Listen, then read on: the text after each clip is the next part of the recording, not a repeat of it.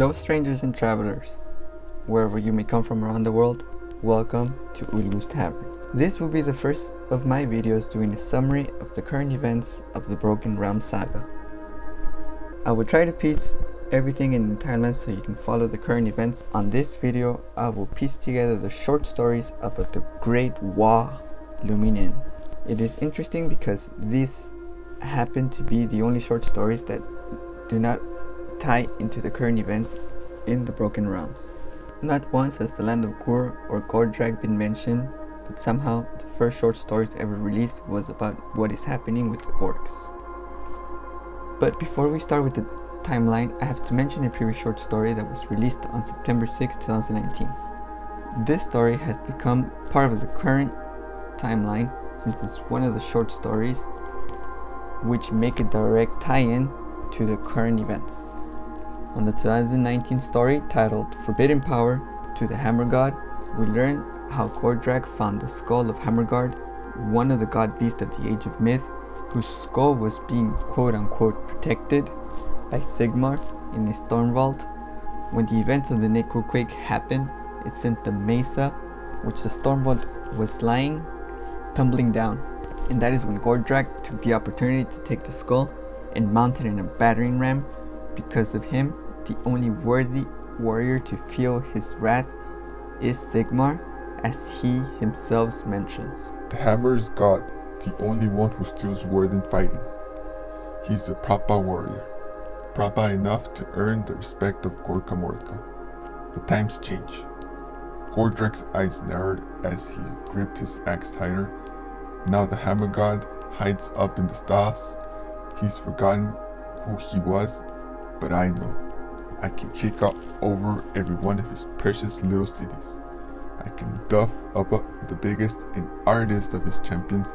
I can grind these realms to dust beneath my foot. I ain't never gonna be satisfied until I get the git that fought Gorka Morka to a standstill. And I ain't gonna be satisfied I've had a crack at the hammer god. And to do this, he plans to use the skull of the god beast to open the door of his ear by force, because it is said that the skull of the god beast is strong enough to topple down mountains, so why not a gate? Now we get to the current events of the Mortal Realms saga, and we start off with what I think is the very first event that is in the Broken Realms, the clobbering. Now this story is not much happening to move the plot forward in terms of the main plot. It is only towards the end where things get interesting. On this story we follow Waaaagh, an orc who is set to fight another orc named Graka the Spear. But we do get a little interesting information from the outfit he is wearing and also what he perceives as a thump in his head. The spiky plate armor had saved his life for more than once. Its metal had a strange blue tint on it, and the rest of the tribe said it was lucky, maybe even blessed by Gorka Morka.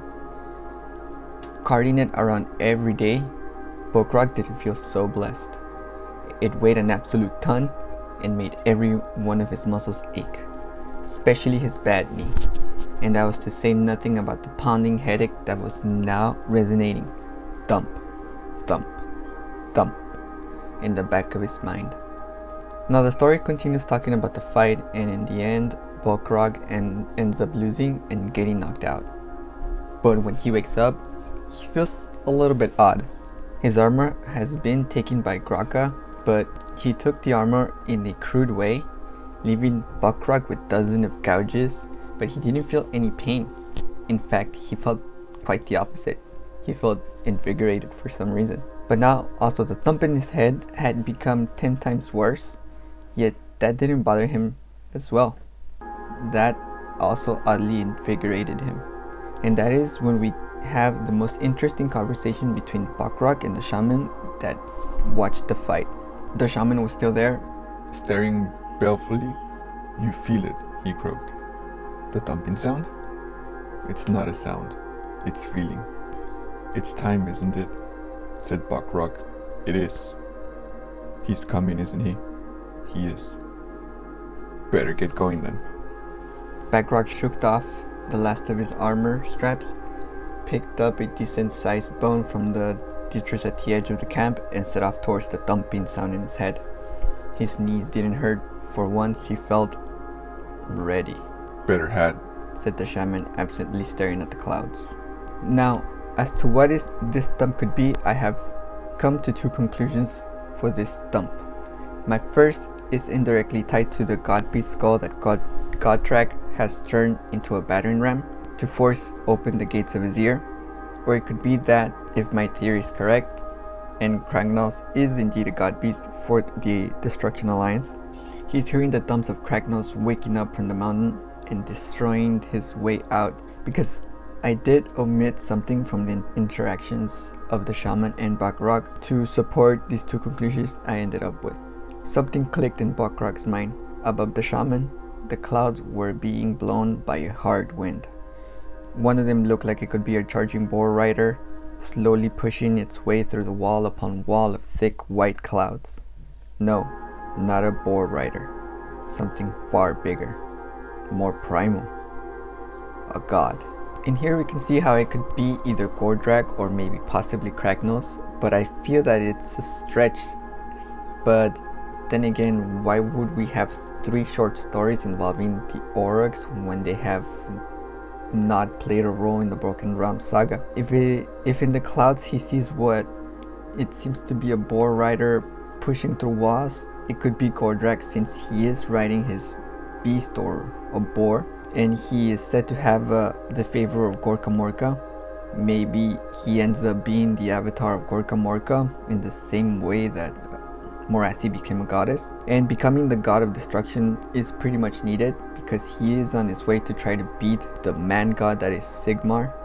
He will need to be a god in order to have a shot, but also it could be Kragnos, since we have seen the promotional material, and if we see the clouds in the real world, and when we see shapes, sometimes they aren't so concrete. If you squint, you say that you see something, and it's not so concrete. I see how Waaaagh, he could confuse a boar rider for a manticore beast god, since they kind of do look similar, especially in the cloud shape. And also they did mention something primal, so it could be Kragnos in a subtle way. But tell me what you think in the comments below. Could this thump noise be related to Gordrak and his god skull battering ram, since he is heading to one of Sigmar cities to break the gate to his ear? Or could it be possibly be Kragnos becoming free, since the entire Destruction Alliance do need a god, and maybe right now the orcs are feeling the awakening power of one of their ancient gods. Now, the second story in this Waaaagh timeline really doesn't add much to the story. We do meet the Mug brothers, a pair of war stompers mega gargants. They recently come back from raiding some stormcast Eternals, but they ended up getting beaten, and now they are hunkering in a cave and putting some boulders so they can stay covered and they could rest and heal up their wounds. But the connection to this mystical thump does make a comeback. Nothing, said Slorgo, shaking his head. He heard the sound again. Then heard it whenever he cocked his head, just so. Thump, thump, thump, it went. Something big, sounded like. Stooping right down and putting his hands flat on the ground, he pressed his ear to the cold, rough stone. He said. You hear that, lads? Mangor shrugged, turning away. Bro Goof growled. Not going on about that bloody thumping sound again, are ya? You really can hear it? Probably the sound of your thick noggin bumping against the roof, you lanky git. I'll give you a thumping if you're so keen on it. Nah, said Slargo. It's more like... But there we get interrupted and kinda help support the theory I had proposed earlier, because here we find out that Gordrak has been moving with his army ever since he got the god beast skull and turned it into a ram. The story goes on talking about how the ogres and the mega gargants fight, but in the end Gordrak does steal the show by making an appearance with his green tide. His green tide falling just behind, he is gathering his big Waaaagh to take over Azir. But the question is, what is that thumping noise? Is it Gordrak using it to knock down walls by using the power of the god beast, and that power is resonating through the realm of Gur? Every time that ram hits a mountain, does that resonate, and that is what the thumping noise is? Or could it be something else? What we do know is that Gordrak has amassed a huge army and is uniting all of the destruction factions, and has been using that ram to destroy the mountains. Enough of that bloody racket. Boom, the Aura King. Enough mucking about with mountains or dusting old vaults. We got a proper fight lined up. In the open this time. You lot. At this, he waved one of his toothy axes and gestured that look in not only the morgues, but also the cave dwellings ogres that stood stupefied in awe. And I mean all of y'all. You're coming with me. We're heading east, lads. Got a city to smash. Waaaagh! The raucous cheer was taken up by those behind them, spreading and growing so loud it echoed through the open cave. Even the ogres joined in, slinging their cannons and emerging into a light to get a better look at the titanic battering ram outside the cave. Slorgo felt a strange and vital energy buzzing in his veins. Standing up to his full height, he could see a sea of green skins that stretched to the limits of his vision. So here we see that the great Waaaagh is growing in numbers, but what will happen when they arrive to their destination? That is something we'll find out. In the third and last story, we follow the great King himself, Skagrod. And his story is probably the most fascinating because this came out on January 22nd, 2021. And here it shows how really amazingly planned this Broken Realm saga is. Because here we see the connections between Balakor, Teclis, and Morathi, and we see them in a different way. Since this came out before, at the time they were considered prophecies, but now we actually see that these stories, the short stories, are actually well connected to what is happening in the timeline. As to when exactly this 3 stories that I've shown you so far take place, hopefully we find out later on. But here we see that Skagrod is marching with Gordrak in his great Waaaagh to one of the cities of Sigmar to take down one of the gates so he can fight against Sigmar. And he has taken the prophets with him. He takes prophets with him because, as you know from the lore, he actually is not a prophet himself. What he does is actually steals the prophecies from these prophets that he has all the time, because he has found some kind of sick way to mind blend those prophecies into his and pretend that he's the one seeing it. That is why they consider him the greatest prophet, but in fact it's just all an illusion. So he took his prophets and he has them in this mobile carriage that is kind of sadistic. He has them with him, marching with him with his great Waaaagh, and the cage is described as follows. The cage of a scrap was ugly as sin, all sharp edges and rust, juddering along on its 6 mix-matched wheels with a persistent metallic squeak that did Skagrod's head in, but was absolutely necessary to keep the seers within from gathering their wits. A great wooden effigy of the bad moon had been chained on top to the cage to keep its inhabitants cowed into submission, and most of the time it worked. Then we are told that one of the prophets, called the Seer of the Crystal Owl, which, if I understand correctly this short story, he is a follower of Tzeentch, and the Seer of the Crystal Owl is suddenly spewing smoke from his eyes, and he's transformed into a magister who was possibly, maybe, possessed by Tzeentch himself. Who knows? Because he suddenly got this surge of power and proceeds to tell Skagrod the prophecy. You seek prophecy, wrench? You go to your death, he boomed. The gate will shatter, the earth will tear, the sky shall eat the storm, the serpent's tide will rise, the changer's riddle is born anew by the splitting mirror of the Dark Prince. Now in this prophecy we see things that we have seen, but there are 2 things that have not yet happened. But let me start off with what has happened as the Broken Realms Be'lakor, and spoiler alert here if you don't want to know what happened in Be'lakor. So let's start off with the first one. Let's start with the gates will shatter. This is clearly talking about how in Be'lakor, in a little bit in Morathi, we found out that when you destroy a realm gate, the others that are connected to this specific realm gate get destroyed as well, because they suddenly have this surge, like kind of like electricity surge, and they just all go boom, basically. And now we know that it's possible to destroy a realm gate, and it could have massive consequences into the future. And the next one that we know has passed is the sky shall eat the storm. This is clearly referencing how in Morathi we found out that the Varanite can be used to create some sort of beacon to block the sky. In Morathi, when Morathi and the Stormcast Eternals were attacking the 8 points, we learned that Tome Eater, he has actually created some sort of giant machines that would actually suck in the spirits of the fallen Stormcast Eternals, and that would actually block them from going back. And also in Broken Realms Be'lakor, he also uses sorta the same technique, but he actually does it in a bigger scale, because when he actually manages to destroy the realm gate, there's this cloud that prevents all the Stormcast Eternals from going back to Azir.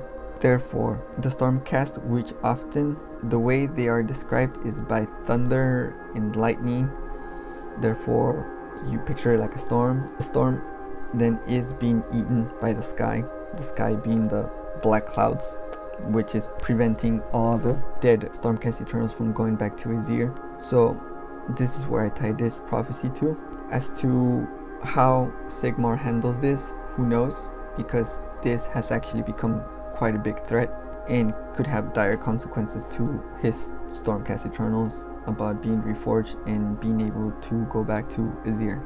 The third is the Serpent's Tide will rise. Well, another thing that we learned from Broken Realms Morathi, and in a short story that is also here in the site, the Idoneth Deepkin have made an alliance with Morathi to take over some lands of Sigmar. In one of the short stories, spoiler alert, and I won't be talking about it, they have taken over already 4 or 5 cities, and it has been an alliance of Morathi and of the Idoneth have been doing it together. And also one of the main objectives in part of the Idoneth is to maybe take some sort of war against Teclis, which is very smart of Morathi to do, to actually play coy with this side of the Idoneth Deepkin, because as we all know, the Idoneth hate Teclis because Teclis tried to exterminate their entire race. So it's pretty smart of Morathi to have aligned herself with the Idoneth Deepkin to go up against possibly Teclis. And since Morathi is the snake and the tide is the Idoneth Deepkin, since they do come from the water and they are described as a tide, a magical tide coming in, their alliance has risen and has become a threat. As to how Malarian, the actual god of Ulgu, is going to react, who knows. Then we have the last, which is half completed. Tzeentch is obviously involved, but I don't know what the riddle could be. But the splitting of the Dark Prince is definitely talking about the newborn that happen to be twins. They are the splitting mirror of Slaanesh, that being the voice of Slaanesh and the talent of Slaanesh. And I think in Kragnos, or on the next book, if they do take out another book after Kragnos, which I believe they probably will, we will see what the riddle is all about. But for now, that is actually a prophecy that hasn't come true yet. It's only been half true as to how really Tzeentch is actually involved into all of this. Now for the other one that we don't know yet is the earth will tear. Now this could be a resurgence of life that Ilario keeps on mentioning in throughout the Morathi book and the Teclis book, that maybe the rise of Kragnos will create this massive war between the realms, that the earth will shatter from the battlefields and alliances being broken, with Morathi and the Idoneth Deepkin going up against Teclis, and then Teclis and Tyrion worrying about fighting this other being who is more dangerous than Nagash apparently, since he did mention that Tyrion is fighting a more important war. So as to what could that be, we don't know, but for sure that Order Alliance is actually being slowly deconstructed by everything that has been happening.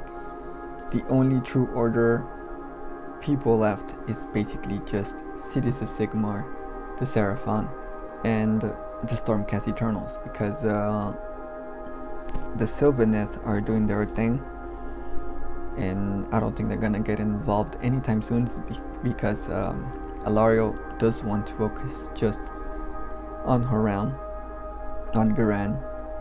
Teclis is being Teclis, and Morathi and the Adonith Dipkin are obviously gonna try to make a move against Teclis. So that could be that prophecy there, that the earth will tear from all these alliances becoming undone and all this war happening. And the last is telling Skragros that he's going to die. Maybe this could mean that in the end we will have Skragrod become the living avatar of one of the gods of destruction. I've heard people on YouTube say that they would like for Gorkamorka to be split into two different gods, since sometimes they do split, and maybe that could give Gordrak a godly power so he can actually have a fighting chance against Sigmar. And Gordrak as we know it, and Skragros as we know it, could die, and Gordrak could become the living embodiment of Gork, and Skragrod become the living embodiment of either the Bad Moon or Mork. Because in this short story we do get a glimpse of something strange happening. It was whispering something. Skragrod's strained to hear it, leaning in, leaning up, getting taller, somehow getting closer, swelling in power as he focused on the moon even as it shrugged off his chains. "You what?" said the Loon King, his voice that of a million troglodytes, all shouting at once. "You bleeding what?" He was a giant now, far taller than the Gargan that had receded into grey murk of column. Nothing more than a backdrop against which really mattered, the Chaos Worshipper who had dared to attack him. Skragrod shook himself as if waking from a nightmare and steeled himself to peer inside the cage once more. The seer of the Crystal Owl had become nothing more than a shapeless mass, a pillar of glowing, pulsating fungus with limb-like appendages growing around bars of the cage. A mist of green spores slowly dissipated around him. Skragrod looked up, and the great effigy of the Bad Moon atop of the cage stared down at him, same as before, but its screen seemed a little wider, and its chains had entirely disappeared. So he did get the strength of the Bad Moon, and the Bad Moon clearly had done something, but we don't know what. But hopefully the story makes the connection eventually, and we get to find out what is happening with the Destruction faction. And that, guys, is the summary of these 3 books as to how they connect to the Broken Realms. On the next videos I will tell the timeline of the 3 books in possibly different videos, so they won't be too long. But go ahead and tell me what you think, what this all means, what you think is happening with the orcs and the future of the realms. Go ahead and leave a comment down below, and hopefully you enjoyed this video, and if you did, give a thumbs up, tell me what I need to improve, and thanks for watching. And remember, nothing is what it seems in the realm of Waaaagh.